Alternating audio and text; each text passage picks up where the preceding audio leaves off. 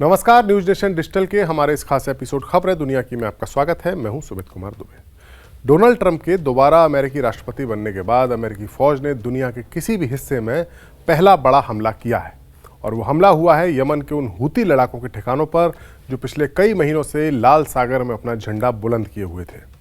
इस हमले में क्या हुआ, ये बात हम आपको बाद में बताएंगे, लेकिन बड़ा सवाल यह है कि डोनाल्ड ट्रंप दुनिया में जंग रोकने के नारे के साथ सत्ता में आए, लेकिन अचानक उन्होंने मिडिल ईस्ट का तापमान हूतियों पर हमला करके क्यों बढ़ा दिया, और वो भी एक ऐसे वक्त में जब हूती बागियों ने लाल सागर में इजरायल या उसके दोस्त देशों से जुड़े मालवाहक जहाज़ों पर हमले लगभग बंद कर दिए थे।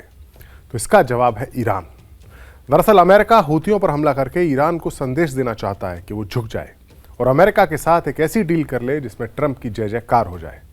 अपने इस वीडियो में हम आपको हूतियों पर अमेरिकी हमले के ईरान एंगल के बारे में विस्तार से बताएंगे, लेकिन पहले उन हमलों के बारे में जानकारी देते हैं जो अभी तक हमारे सामने आई है। हूती बागी यमन के एक बड़े हिस्से पर अपनी सत्ता चलाते हैं। इन्हें ट्रेनिंग, असला और गोला बारूद सब कुछ ईरान से मिलता है।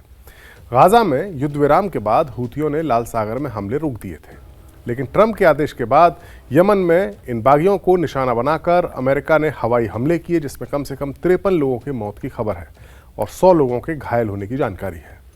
हूती बागियों के संचालित स्वास्थ्य मंत्रालय की ओर से ये जानकारी दी गई है। ट्रंप ने यमन में हूती बागियों के कब्जे वाले इलाकों पर सिलसिलेवार हवाई हमलों का आदेश दिया था। ट्रंप ने चेतावनी दी कि ईरान के समर्थन वाले हूती बागी अहम समुद्री मार्ग पर आने जाने वाले मालवाहक पोतों पर जब तक हमले बंद नहीं कर देते तब तक वो पूरी ताकत से हूतियों पर हमले जारी रखेंगे। ट्रंप ने सोशल मीडिया पर लिखा, एक पोस्ट किया और लिखा कि हमारे बहादुर सैनिक अमेरिकी जलमार्गों, वायु और नौसेना संपत्तियों की रक्षा करने, सी रूट की स्वतंत्रता को बहाल करने के लिए आतंकवादियों के ठिकानों, उनके आकाओं और मिसाइल रक्षा तंत्र पर हवाई हमले कर रहे हैं। उन्होंने कहा कि कोई भी आतंकी ताकत अमेरिका के वाणिज्यिक और नेवल शिप्स को दुनिया के जलमार्गों पर आज़ाद तरीके से आने जाने से नहीं रोक पाएगी। हूतियों के नेता अब्दुल मलिक अल हूती ने भी चेतावनी दी है। इस हमले के बाद उन्होंने कहा है कि हम तनाव बढ़ाए जाने का जवाब तनाव बढ़ा कर देंगे। अल हूती ने कहा कि हम अमेरिकी दुश्मन को हमलों, मिसाइल हमलों से और उसके विमान वाहक पोतों, उसके युद्धपोतों को निशाना बनाकर इसका जवाब देंगे। हूती मीडिया कार्यालय के डेप्यूटी चीफ नसरुद्दीन आमिर ने कहा है कि हवाई हमले उन्हें रोक नहीं पाएंगे और वो अमेरिका के खिलाफ जवाबी कार्रवाई करेंगे। हूतियों के साथ अमेरिकी फौजों की ये तनातनी ट्रंप की उस योजना की ओर इशारा करती है जिसके तहत वो ईरान पर मैक्सिमम प्रेशर बनाकर उसके साथ एक ऐसी न्यूक्लियर डील साइन करना चाहते हैं जिसके तहत ईरान अपने परमाणु बम बनाने के इरादे को छोड़ दे। पिछले दिनों ट्रंप ने ईरान के सुप्रीम लीडर खामेनेई को एक चिट्ठी लिखी थी और उनसे डील करने की इच्छा जताई थी। साथ ही छुपे रूप से धमकी भी दी थी कि अमेरिका ईरान को एक परमाणु शक्ति संपन्न देश के तौर पर नहीं देख सकता, लेकिन ईरान के ओर से एक बेहद ठंडा रिस्पॉन्स दिया गया। ट्रंप की चिट्ठी के जवाब में ईरान के सुप्रीम लीडर ने उनसे बातचीत करने से इनकार कर दिया। ये चिट्ठी बीते बुधवार को ईरान के विदेश मंत्री अब्बास अराक्ची को यूएई के राष्ट्रपति के सलाहकार अनवर गरगाश ने दी थी। खामेनेई ने कुछ स्टूडेंट्स के सामने बातचीत करते हुए ट्रंप की वार्ता की पेशकश को धोखाधड़ी करार दिया था।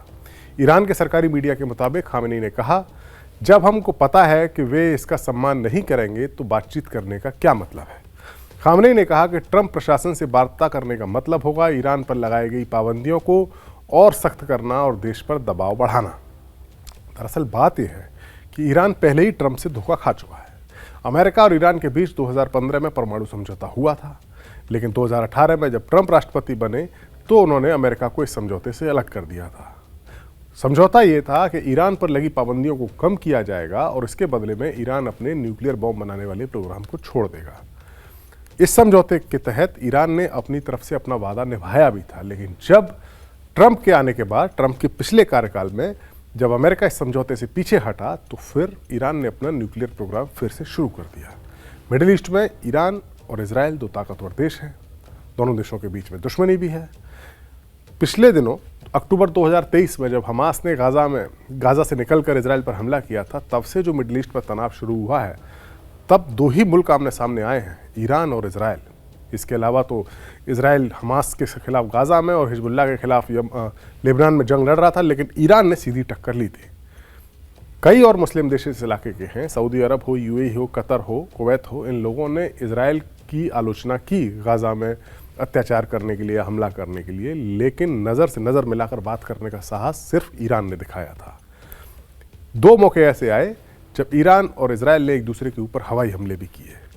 ऐसे में इजराइल को इस बात का अंदाज़ा हो गया है कि इस पूरे इलाके में दुश्मन मुल्क उसके कई हैं, लेकिन जो सबसे तगड़ा दुश्मन है जो उसको नुकसान पहुंचा सकता है वो है सिर्फ ईरान। और अगर ईरान परमाणु हथियार बना लेता है तो फिर इजराइल के लिए बड़ी मुसीबत खड़ी हो सकती है। अमेरिका भी ईरान के निशाने पर रहता है। अमेरिका की भी दुश्मनी ईरान से काफ़ी ज़्यादा पुरानी है। 1979 में जो ईरान में इस्लामिक क्रांति हुई थी उसके बाद से ही अमेरिका ईरान का दुश्मन है।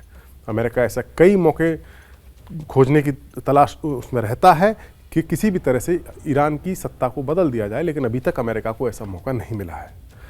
लेकिन अगर ईरान की ये सत्ता, जो इस्लामिक क्रांति के बाद जो सत्ता आई है, जिसके हेड है supreme leader Ayatollah Ali Khamenei, उनके पास अगर न्यूक्लियर बम आ जाएगा तो अमेरिका की सिक्योरिटी के लिए भी खतरा पैदा हो जाएगा, क्योंकि मिडिल ईस्ट के इस इलाके में कई ऐसे मुल्क हैं जहां पर अमेरिका के फौजी अड्डे हैं।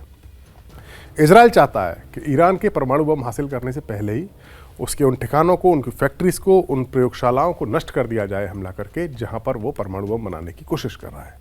लेकिन ट्रंप ने कुछ बयान दिए थे जिसके मुताबिक वो चाहते थे कि डिप्लोमेसी के जरिए पहले इस बातचीत को सुलझाया जाए। लेकिन एक अहम बात यह है, जब ईरान ने अमेरिका के साथ 2015 में समझौता किया था, तब में और अब में 10 साल के बाद एक अंतर ही आया है कि ईरान अब परमाणु बम बनाने के ज़्यादा करीब आ चुका है। यूएन की एक संस्था है IAEA, उसने एक रिपोर्ट दी थी जिसके मुताबिक ईरान के पास 6 परमाणु बम बनाने लायक यूरेनियम मौजूद है, जिसको उसने 60% तक शुद्ध कर लिया है। बम बनाने के लिए, वेपन ग्रेड का यूरेनियम बनाने के लिए शुद्धता 90% होनी चाहिए, जो अब ईरान के लिए ज़्यादा मुश्किल काम नहीं है। इसके अलावा अब इंटरनेशनल राजनीति में ईरान का कद पहले से कहीं ज़्यादा बड़ा हो चुका है। यूक्रेन युद्ध में उसने रूस की मदद की और अपनी ताकत साबित की है। साथ ही अमेरिका का मौजूदा वक्त का जो सबसे बड़ा दुश्मन है चीन, वो भी ईरान के साथ है। हाल ही में बीजिंग में रूस, चीन और ईरान के पॉलिटिशियंस या विदेश मंत्रियों के बीच में एक अहम बैठक हुई, जिसमें अमेरिका और इजराइल दोनों की टेंशन उससे बढ़ गई। हाल ही में रूस, चीन और ईरान ने चाबहार जो बंदरगाह, उसके पास मिलिट्री डील भी की थी, जिसे ट्रंप के लिए बड़ी चुनौती माना गया था। लेकिन अब इन तीनों देशों ने एक बार फिर से ट्रंप को एक झटका दिया है। तीनों देशों के जो मंत्री थे वो मिले बीजिंग में। शी जिनपिंग, जो कि चाइना के प्रेसिडेंट हैं, वो और पुतिन, रशियन प्रेसिडेंट, इन दोनों ने ईरान के न्यूक्लियर प्रोग्राम को समर्थन देने का ऐलान किया है। माना जा रहा है कि रूस और चीन के समर्थन से ईरान जल्द ही परमाणु शक्ति संपन्न देश भी बन सकता है। ईरान का परमाणु शक्ति संपन्न देश बनना अमेरिका और इजराइल दोनों के लिए खतरे की घंटी है। इस मीटिंग के बाद, जो बीजिंग में हुई थी, इसके बाद चाइना, रशिया ने एक जॉइंट स्टेटमेंट जारी करते हुए ईरान के न्यूक्लियर प्रोग्राम को पूरा समर्थन देने का ऐलान किया था। चीन के उप विदेश मंत्री मा जाओक्सू ने बताया कि हमने न्यूक्लियर प्रोग्राम के मुद्दे पर पाबंदियों पर गंभीरता से चर्चा की। हम सभी गैरकानूनी और वन साइडेड पाबंदियों को खत्म करने की ज़रूरत पर बल दे रहे हैं। हमने दोहराया कि आपसी सम्मान के जरिए, कूटनीतिक विकल्प के जरिए ही एक विश्वसनीय और व्यवहारिक तरीका हो सकता है जिससे समस्या का समाधान निकले। हमें लगता है कि पाबंदियों को हटाना ज़रूरी है। ये चीन के उप विदेश मंत्री का बयान है। ईरान के परमाणु मसले पर चीन और रूस जैसी बड़ी शक्तियों का खुलकर समर्थन में आना अमेरिका और इजराइल समेत मिडिल ईस्ट में जो ईरान का दुश्मन मुल्क है सऊदी अरब, उसके लिए भी टेंशन वाली बात है, क्योंकि दोनों देशों में, सऊदी अरब और ईरान, इन दोनों के बीच में मुस्लिम वर्ल्ड का लीडर बनने की होड़ भी है। ईरान अगर परमाणु शक्ति संपन्न मुल्क बन जाता है तो वो पूरी दुनिया में पाकिस्तान के बाद ऐसा दूसरा मुस्लिम देश होगा। जाहिर है, परमाणु बम बनाने के इतने करीब आकर मुस्लिम देशों की लीडरशिप को हाथ में आने का मौका आपके अपने सामने देखकर ईरान और ट्रंप की बातों में आकर कोई डील तो नहीं करना चाहेगा, और वो भी तब जबकि रूस और चाइना जैसे 2 पावरफुल मुल्क उसके साथ हैं। अब देखना होगा कि ट्रंप के हमले बस हूथियों तक ही सीमित रहते हैं या फिर ईरान के साथ भी जंग का आगाज़ होगा। हमारा वीडियो आपको कैसा लगा, कमेंट सेक्शन में जाइए और अपनी राय हमें ज़रूर दीजिए। नमस्कार।